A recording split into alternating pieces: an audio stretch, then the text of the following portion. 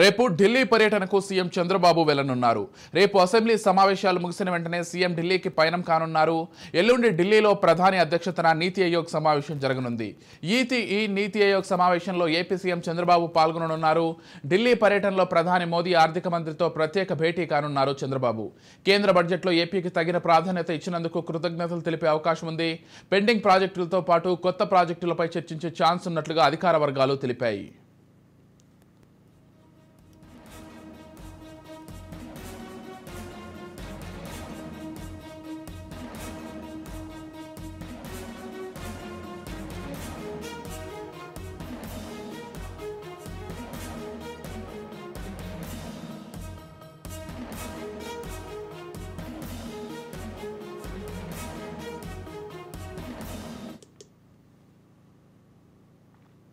రేపు ఢిల్లీ పర్యటనకు సీఎం చంద్రబాబు వెళ్లనున్నారు.